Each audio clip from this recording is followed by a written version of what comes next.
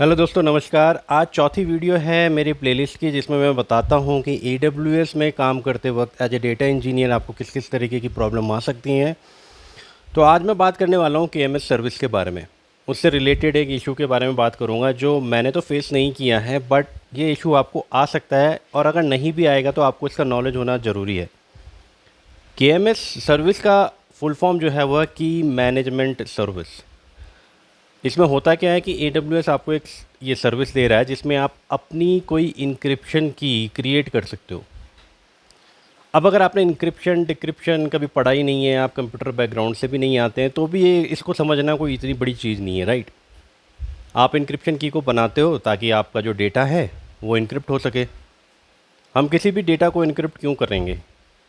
इसलिए करना चाहते हैं कि कोई और दूसरा बंदा अगर मेरे डेटा पे एक्सेस उसको मिल भी जाता है तो भी वो उस डेटा को पढ़ ना सके, डाउनलोड ना कर सके। ये सारी चीज़ें, जब इन सारी चीज़ों के लिए हम क्या करते हैं, KMS की क्रिएट करते हैं, एक इंक्रिप्शन की क्रिएट करते हैं। तो चलो, हमने ये तो समझ लिया कि इस तरीके की कोई सर्विस AWS के पास में है।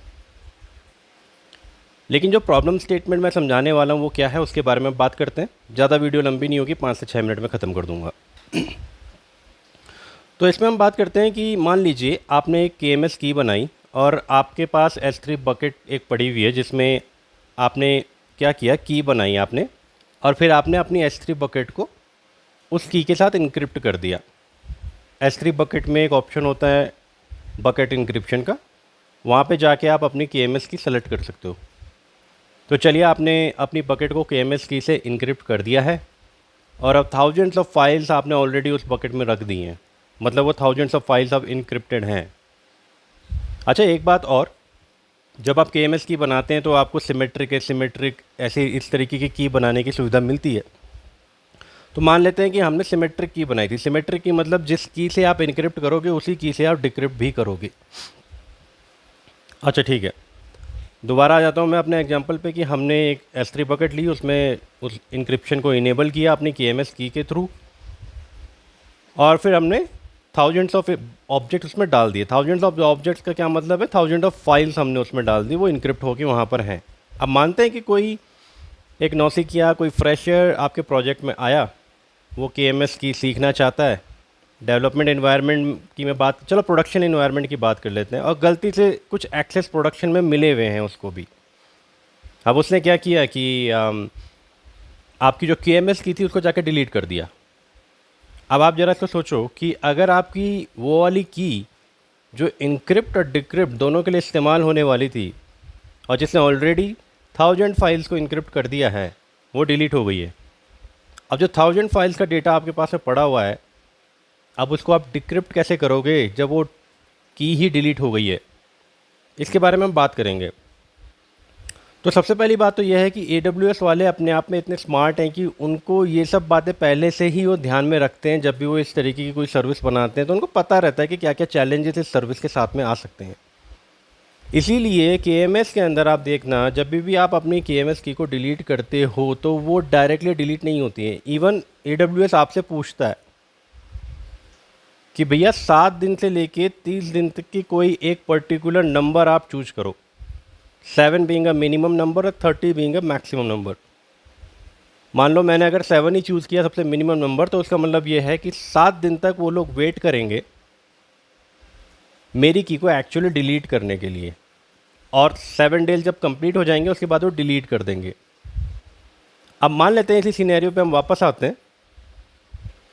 प्रोडक्शन में जाके एक फ्रेशर है जिसको गलती से कुछ परमिशंस हैं, उसने डिलीट कर दी KMS की, और वो शेड्यूल पे लग चुकी है KMS की। मैंने जैसे कि बताया कि 7 से 30 दिन का ड्यूरेशन होता है, हमने 7 सेलेक्ट किया है, तो उसका जो स्टेटस है की का वो है शेड्यूल ऑन डिलीशन, मतलब वो शेड्यूल हो चुकी है कि 7वें दिन तक तो ये पूरी ख़त्म हो जाएगी।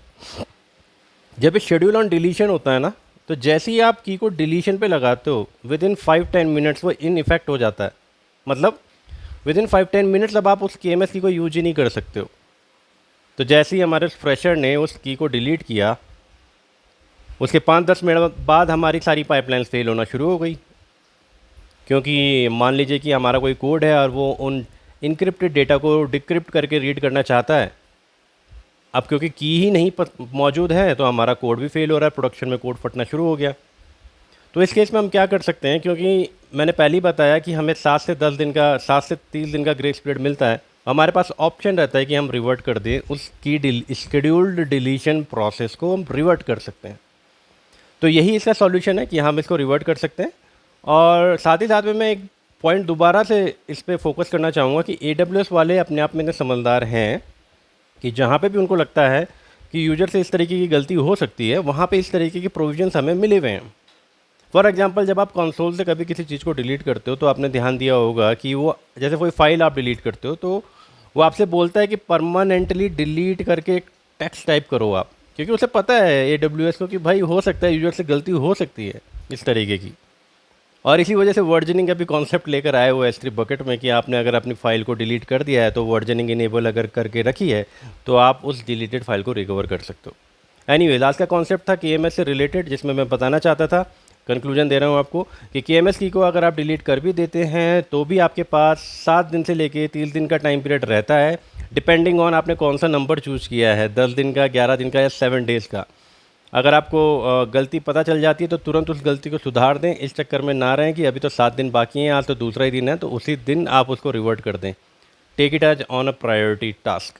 हाउएवर, ऐसा होना बहुत ही रेयर होगा कि प्रोडक्शन में इस तरीके का एक्सेस कभी फ्रेशर को मिल जाए, बट यू नेवर नो कब ऐसा सिचुएशन आपके सामने आ जाए।